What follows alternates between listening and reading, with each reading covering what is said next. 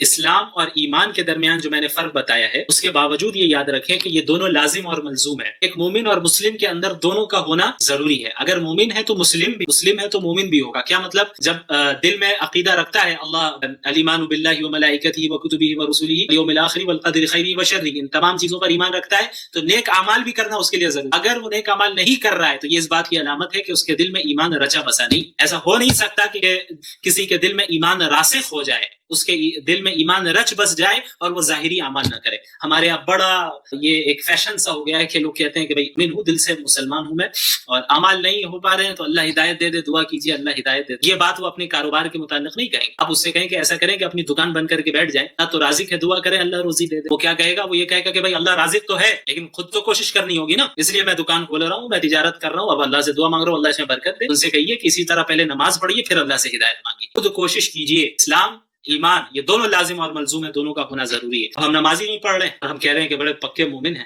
نماز تو ایک فرسٹ اسٹیپ ہے۔ اسلام صرف نماز نہیں ہے، اسلام بہت وسیع دین ہے، پوری زندگی پر حاوی ہے یہ دین، ہر پہلو پر حاوی ہے زندگی کے۔ اسلام میں جو نماز ہے یہ تو ابتدائی درجے کی چیز ہے، یعنی پہلا درجہ، سب سے فرسٹ اور یقیناً موسٹ امپورٹنٹ چیز اگر کہیں تو غلط نہیں ہے، لیکن یہ فرسٹ اینڈ بیسک چیز ہے، بغیر اسلام کا کوئی تصور نہیں ہے۔ اسی لیے الصلاۃ عماد الدین، نماز جو ہے دین کا ستون ہے، اس کا پلر۔ اب پلر کو ہٹا دے عمارت گر جائے گی، نماز کو ہٹا دیں آپ کا دین ختم ہو جائے، کوئی فائدہ نہیں ہے۔ وہ صرف اچھی بولیاں میٹھی میٹھی باتیں کر لینے کا، اصل تو دل صاف ہونا چاہیے۔ اچھی باتیں کر لیں، غیر محرم سے بات کریں، کیا حرج ہے، میری نیت تو صاف ہے نا۔ تو بے نمازی کے متعلق یہ یاد رکھیں کہ فقہا کے درمیان اختلاف ہے، مومن ہے یا کافر ہے۔ فقہائے حنابلہ امام احمد بن حنبل رحمۃ اللہ علیہ کے نزدیک جو جان بوجھ کر نماز چھوڑتا ہے وہ کافر ہے، اسے نہ ہی غسل دیا جائے گا، نہ ہی اس پر اس کی نماز جنازہ پڑھی جائے گی، اور نہ ہی اسے مسلمانوں کے قبرستان میں دفنایا جائے گا۔ ان کی دلیل کیا ہے؟ آپ صلی اللہ علیہ وسلم نے فرمایا من ترک الصلاۃ متعمدا فقد کفر، کہ جس نے جان بوجھ کر نماز ترک کی اس نے کفر کیا۔ تو امام احمد کہتے ہیں کہ جب اس نے کفر کیا لہٰذا وہ کافر ہو گیا، اور جب وہ کافر ہو گیا تو اس کی نماز جنازہ نہیں پڑھی جائے گی، وہ کافر ہو گیا تو اس کی تجہیز و تکفین نہیں کی جائے گی، وہ کافر ہو گیا تو اسے مسلمانوں کے ساتھ دفنایا نہیں جائے گا، وہ مومن نہیں ہے، اس کو کافر کی طرح ٹریٹ کیا جائے گا۔ امام احمد بن حنبل اور فقہائے حنابلہ کی دلیل ہے۔ اس کے برخلاف جمہور فقہائے کرام جن میں فقہائے حنفیہ بھی ہیں، ان کی یہ رائے نہیں ہے، ان کی رائے یہ ہے کہ من ترک الصلاۃ متعمدا فقد کفر، جس شخص نے جان بوجھ کر نماز ترک کی اس نے کفر کیا۔ اس کا مطلب یہ ہے کہ کفر والا، کافروں والی حرکت کی، اس نے کافر نہیں ہوگا، کفر کیا۔ راجح قول یہی ہے، صحیح بات یہی ہے کہ اگر ذرہ برابر بھی دل میں ایمان ہے تو وہ انشاءاللہ کافر تو نہیں ہوگا، البتہ زبردست دھلائی ہوگی۔ یہ میں نہیں کہہ رہا، یہ حدیث آپ جب پڑھیں گے اس سے آپ کو اندازہ ہوگا کہ بے نمازیوں کے لیے کیا وعیدیں اللہ تعالیٰ نے سنائی۔ بہرحال اللہ اپنے فضل سے معاف کر دے، کسی کو تو کر دے۔ اصول تو اللہ نے یہ بیان کیا ہے کہ جو اعمال کرے گا وہ جائے گا، اور جو اعمال نہیں کرے گا اس کو سزا کاٹنا ہے۔ اگر مومن ہے تو سزا کاٹ کے ایک لمبی مدت تک کبھی نہ کبھی نکالا جائے گا، وہاں کا ایک دن 1000 سال کے برابر ہے، اب آپ اندازہ لگائیں، یا ایک سیکنڈ کوئی انگلی آگ پہ رکھ نہیں سکتا۔ بڑی جرات اور سے کہہ دیتے ہیں کہ بھائی ٹھیک ہے دیکھ لیا جائے گا۔ بہرحال البتہ اگرچہ یہ رائے ہی صحیح ہے کہ وہ کافر نہیں ہے لیکن کفر والا عمل کر رہا ہے وہ۔ امام لالکائی رحمۃ اللہ علیہ نے فرمایا کہ ایک بے نمازی کی ذلت اور اس کی عار اور اس کی رسوائی کے لیے صرف یہی بات کافی ہے کہ فقہائے کرام کے درمیان اس کے سلسلے میں اختلاف ہے کہ بھئی وہ مسلمان ہے بھی یا کافر ہے۔ صرف ذلت کے لیے یہی بات کافی ہے۔ اب کافر ہو نہ ہو یہ تو بات کی بات ہے، کہاں آپ کے مسئلے میں اختلاف کر رہے ہیں، بعض کہہ رہے کافر ہے، بعض کہہ رہے مومن ہے، اس سے بڑی ذلت کی بات اور کیا ہو سکتی ہے؟ نماز چھوڑنے کا کوئی تصور اسلام میں نہیں ہے، اور صحابہ میں تو کبھی تھا نہیں۔ منافقین بھی جو تھے اس دور میں 5 وقت کی نماز رسول اللہ کے ساتھ پڑھا کرتے تھے مسجد نبوی میں، تاکہ کسی کو پتہ نہ چل جائے کہ وہ منافق۔ تو اسلام اور ایمان دونوں لازم و ملزوم ہے، یعنی ایک دوسرے سے جڑے ہوئے ہیں۔ ایک مومن، سچا مسلم وہی ہے جس کے اندر ایمان بھی ہو اور اسلام بھی ہو، یعنی ظاہری اعمال بھی وہ کرتا ہو اور اس کے علاوہ دل میں ایمان رچا بسا بھی ہو۔ اسی لیے الاسلام کے متعلق اللہ کے نبی صلی اللہ علیہ وسلم فرمایا کہ اسلام یہ ہے سب سے بنیادی چیز، یہ دینا ان تشهد ان لا الہ الا اللہ وان محمد رسول اللہ وتقیم الصلاۃ۔ سب سے پہلی چیز کہ تم اس بات کی گواہی دو کہ اللہ کے سوا کوئی خدا نہیں ہے اور محمد اللہ کے رسول ہیں۔ یہ سب سے بنیادی چیز ہے کہ جب ایک بندہ اس چیز کو تسلیم کرتا ہے اور اس کی گواہی دیتا ہے تو وہ بندہ کیا ہے؟ وہ اب اسلام میں داخل ہو جاتا ہے۔ سب سے پہلی اور چیز لا الہ الا اللہ، کوئی خدا نہیں ہے سوائے اللہ کے، اللہ کو تنہا ماننا، اللہ کے ساتھ کسی کو شریک نہیں کہنا۔ ہمیں معلوم ہونا چاہیے کہ اس طرح کی آزمائش سے اس وقت موجودہ زمانے میں امت مسلمہ دوچار ہے۔ ایسا نہیں ہے کہ اس طرح کی آزمائش یہ پہلی مرتبہ امت مسلمہ پر آ رہی ہے، یا یہ کہ اللہ کے ماننے والوں پر پہلی مرتبہ اس طرح کی آزمائش آ رہی ہے، بلکہ آپ اگر قرآن کریم کا مطالعہ کریں گے اللہ کے نبی محمد الرسول اللہ صلی اللہ علیہ وسلم کی احادیث کا مطالعہ کریں گے تو آپ کو معلوم ہوگا کہ پچھلی قوموں کے اوپر بھی اس طرح کی آزمائشیں آئیں. جو اللہ کے ماننے والی قوم، ایسی قوم جو انبیاء کی اطاعت کرنے والی تھی، انہیں بھی مصائب سے، مشکلات سے دوچار کیا گیا. یہاں تک کہ خود انبیاء علیہم الصلاۃ والسلام مصائب اور مشکلات سے دوچار، اور محمد الرسول اللہ صلی اللہ علیہ وسلم جو سید الانبیاء ہیں، افضل الانبیاء ہیں، انہیں سب سے زیادہ اس دنیا میں تکلیف پہنچائی گئی. اگر محض ایمان لے آنے کا نتیجہ یہ ہوتا کہ اس دنیا میں بھی مسلمانوں کو کسی طرح کی تکلیف نہ دی جاتی تو اس کے سب سے زیادہ مستحق خود محمد الرسول اللہ صلی اللہ علیہ وعلی آلہ وصحبہ وسلم. لیکن اللہ کے نبی صلی اللہ علیہ وسلم نے کیا فرمایا؟ آپ صلی اللہ علیہ وسلم نے فرمایا اشد الناس بلاء الانبیاء، اس دنیا میں سب سے زیادہ آزمائشیں انبیاء کو آتی ہیں. الامثل فالامثل، پھر دین کے اعتبار سے ان سے قریب تر جو ہوگا اس کے اوپر آزمائشیں آئیں. تو آزمائشوں کا آنا یہ اس بات کی ہرگز دلیل نہیں ہے کہ ہم حق پر نہیں ہیں، بلکہ آزمائشوں کا آنا ایک اعتبار سے اس بات کی دلیل ہے کہ ہم حق پر ہیں. ہم اللہ کے نبی صلی اللہ علیہ وسلم کے ماننے والے ہیں اور اللہ کے نبی صلی اللہ علیہ وسلم کے طریقے کے مطابق زندگی گزارنا چاہتے ہیں. آپ کو معلوم ہونا چاہیے کہ خود اللہ کے نبی صلی اللہ علیہ وسلم کو اپنی زندگی میں کتنی تکلیفوں کا سامنا کرنا پڑا. کس طریقے سے اللہ کے نبی صلی اللہ علیہ وسلم کو قتل کرنے کے منصوبے بنائے گئے، کس طریقے سے آپ صلی اللہ علیہ وسلم کو کعبے کے سامنے عبادت کرنے سے مشرکین مکہ روکا کرتے تھے. مرتبہ اللہ کے نبی صلی اللہ علیہ وسلم سجدے کی حالت میں تھے کہ ایک مشرک آیا اور آپ صلی اللہ علیہ وسلم کے اوپر اونٹ کی گندگی کو، وجڑی کو آپ صلی اللہ علیہ وسلم کے اوپر ڈال دیتا ہے. اسی طرح ایک مرتبہ اللہ کے نبی صلی اللہ علیہ وسلم حرم میں موجود تھے، ایک مشرک آگے بڑھتا ہے اور ایک چادر کے ذریعے آپ صلی اللہ علیہ وسلم کے گلے پر پھندا ڈالتا ہے، اسے کھینچتا ہے، یہاں تک کہ حضرت ابو بکر رضی اللہ عنہ قریب آتے ہیں اور اللہ کے نبی صلی اللہ علیہ وسلم سے اس مشرک کو دور کرتے ہیں. اسی طرح اللہ کے نبی صلی اللہ علیہ وسلم کو کس طریقے سے طائف میں لہو لہان کیا گیا. آپ صلی اللہ علیہ وسلم اسی دین کے خاطر گئے تھے. اب یہ کون سی شخصیت ہے؟ یہ شخصیت وہ ہے جو اللہ کے نزدیک محبوب ترین شخصیت ہے. اللہ چاہتے تو انہیں اتنی آزمائشوں سے نہیں گزارتے. اللہ رب العالمین اس بات پر قادر تھے کہ بغیر کسی تکلیف پہنچے اللہ کے نبی صلی اللہ علیہ وسلم پر پورے جزیرۃ العرب کے تمام لوگ ایمان لے آتے. اللہ کے نبی صلی اللہ علیہ وسلم کو بھی آزمائشوں سے گزارا گیا. کیوں؟ تاکہ قیامت تک کی امت کے لیے وہ ایک نمونہ بنے، قیامت تک کی امت کے لیے وہ ایک رول ماڈل بن سکے، امت نصیحت حاصل کر سکے کہ ان مواقع میں اللہ کے نبی صلی اللہ علیہ وسلم کی سنت کیا رہی. ان حالات میں اللہ کے نبی صلی اللہ علیہ وسلم نے کس طرح مشرکین کے ساتھ ڈیل کیا. ان حالات میں اللہ کے نبی صلی اللہ علیہ وسلم نے مسلمانوں کو کس طرح تیار کیا، منظم، کیونکہ آپ صلی اللہ علیہ وسلم کو قیامت تک کے لوگوں کے لیے نمونہ بنانا تھا. اسی لیے اللہ کے نبی صلی اللہ علیہ وسلم کو بھی ان آزمائش سے گزارا گیا، ان آزمائشوں سے گزارا گیا. 3 سال تک مشرکین مکہ نے شیب ابی طالب میں اللہ کے نبی صلی اللہ علیہ وسلم، مسلمان اور آپ کے خاندان والوں کا مکمل سوشل بائیکاٹ کیا، مکمل سوشل بائیکاٹ کیا، یہاں تک کہ مسلمانوں کے بچے ایک ایک دانے کے لیے ترس رہے تھے. یہ صورتحال گزری رسول اللہ صلی اللہ علیہ وسلم پر، اور آپ صلی اللہ علیہ وسلم کے صحابہ کرام نے بھی اسی طرح کی قربانیاں دی. معلوم ہے حضرت بلال رضی اللہ عنہ، ان کا نام آپ نے سنا ہے، کس طریقے سے حضرت بلال رضی اللہ عنہ نے اسلام قبول کیا. ظاہر ہے اللہ کے نبی صلی اللہ علیہ وسلم کی جس جگہ بعثت ہوئی، جس زمانے میں بعثت ہوئی، یہ ایک ایسا زمانہ تھا جہاں انسانیت اپنی انتہا اور پستی کی انتہا تک پہنچ چکی، جہاں غلاموں کو ان کے حقوق نہیں دیے جاتے تھے، سلیوز کو ان کے فنڈامنٹل ہیومن رائٹ سے بھی محروم رکھا گیا تھا.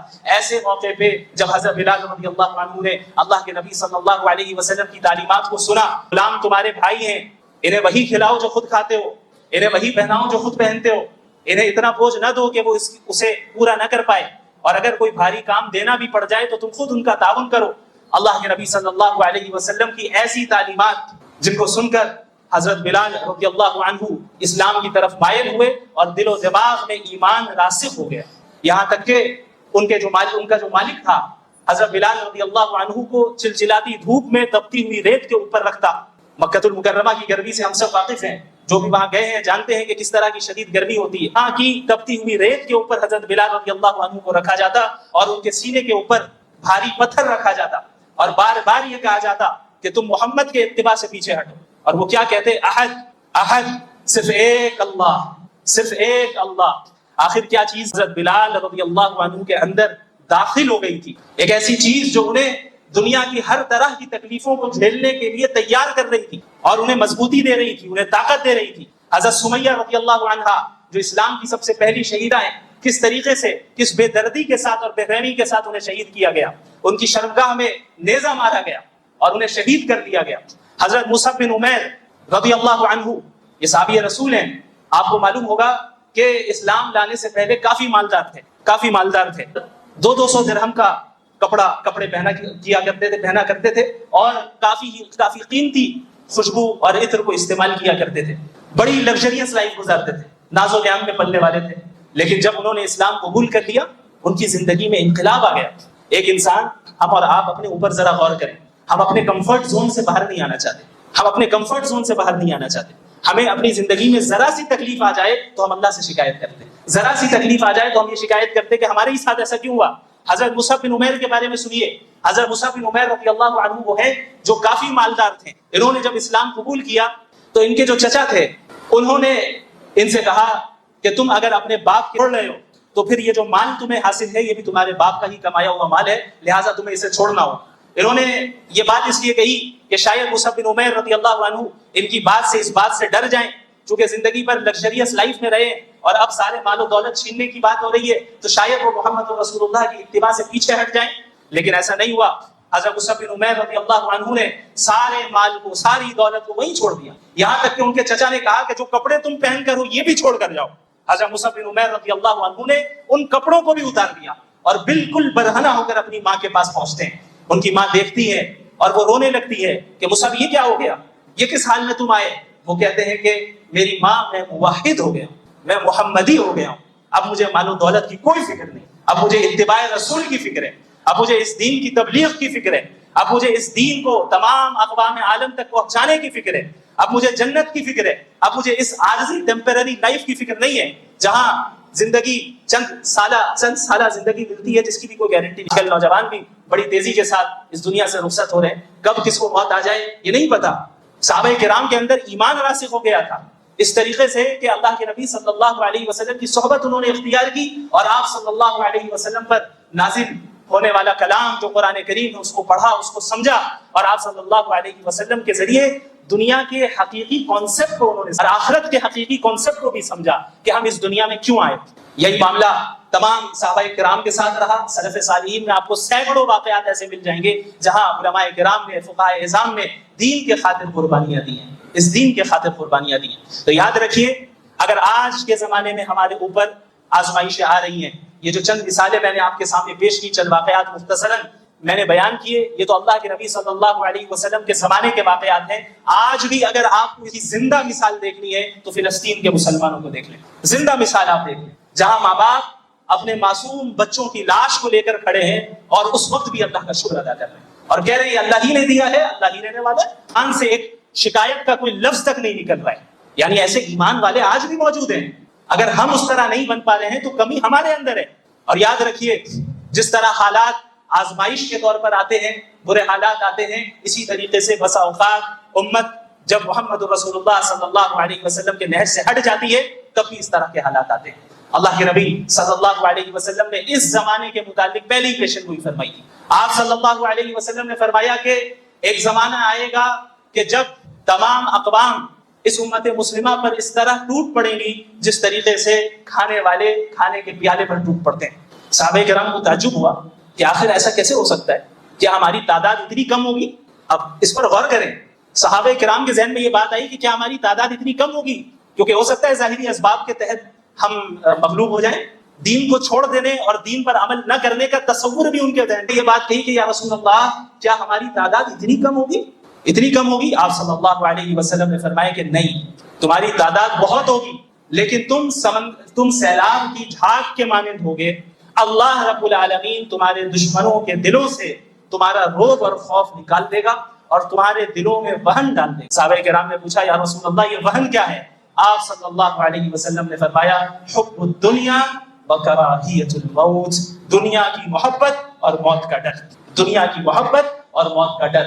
آپ صلی اللہ علیہ وسلم نے ان حالات کی جو وجہ ہوگی وہ بھی بیان کر دی اور علاج کی طرف اشارہ بھی کر دیا. یعنی اگر پستی اور رسوائی اور ذلت مسلمان ان پستی اور ذلت سے دوچار ہو رہے ہیں تو اس کے پیچھے یہ دو وجہ ہوگی کہ ان کے اندر دنیا کی ایسی محبت آ جائے گی کہ وہ دین کے لیے پھر قربانی دینے کے لیے تیار نہیں ہوں گے. موت سے ایسا ڈر آ جائے گا, جب بھی دنیا کی محبت آئے گی لازماً اس کا نتیجہ یہ نکلے گا کہ موت سے کراہیت ہو, موت سے انسان ڈرے گا. کیوں؟ کیونکہ وہ دنیا ہی کو سب کچھ سمجھنے لگتا ہے, وہ اس کے ذہن سے آخرت کا عقیدہ اوجھل ہو جاتا ہے, ڈر نہیں رہتا, تو وہ اس دنیا میں اپنے اوپر تکلیفوں کو برداشت نہیں کر پاتا. وہ یہ سوچ نہیں پاتا کہ بھائی مجھے مرنا بھی ہے, اور اگر میں نے حق کی آواز بلند کی تو مجھے تکلیفوں کا سامنا کرنا پڑ جائے گا, مجھے اپنے کمفرٹ زون سے باہر نکلنا پڑے گا, مجھے لگژریس لائف کو چھوڑنا پڑے گا, اس دین کے خاطر چھوڑ دینا پڑے گا. تو اللہ کے نبی صلی اللہ علیہ وسلم نے ان دونوں چیزوں کی طرف اشارہ فرما دیا کہ حب الدنیا و کراہیت الموت, دنیا کی محبت اور موت کا ڈر, یہ اس امت میں داخل ہو جائیں گی. لہٰذا اسی حدیث سے اس پستی کا حل بھی ملتا ہے, اور وہ حل یہی ہے کہ ہم امت مسلمہ مل کر اپنے اندر سے دنیا کی محبت کو ختم کریں, اللہ کی حقیقی محبت اپنے اندر داخل کریں, آخرت کی حقیقی طلب اپنے اندر داخل کریں, اور ہم دنیا کے صحیح کانسیپٹ کو سمجھیں کہ ہم اس دنیا میں آئے ہیں یوں ہی نہیں پیدا کیے گئے, بلکہ ایک مشن کے ساتھ آئے, ایک مشن کے ساتھ آئے. ہماری ذمہ داری ہے کہ یہ 50 سالہ 60 سالہ زندگی یا جتنی بھی مل رہی ہے اس کو اللہ کے احکامات کے مطابق گزارے, تبھی قیامت کے دن آخرت میں وہ جنت ملے گی جس کے مطابق رسول اللہ صلی اللہ علیہ وسلم نے فرمایا ما لا عین رأت, جسے کسی آنکھ نے دیکھا تک نہیں, ولا اذن سمعت, جس کی حقیقت کو کسی کان نے سنا تک نہیں, ولا خطر علی قلب بشر, جنت ایسی جگہ ہے کہ جس کے کسی کے امیجنیشن میں بھی نہیں, جنت کسی کے امیجنیشن میں بھی نہیں آئی, ایسی جگہ ہے, ایسی لگژریس لائف آپ کو ملے گی جہاں کبھی کوئی موت نہیں آنے والی, جہاں کبھی کوئی بیماری نہیں, جہاں کوئی فقر و فاقہ نہیں, جہاں کسی طرح کی تکلیف. لیکن وہ جنت یاد رکھیں اتنی سستی نہیں ہے, اتنی سستی نہیں ہے.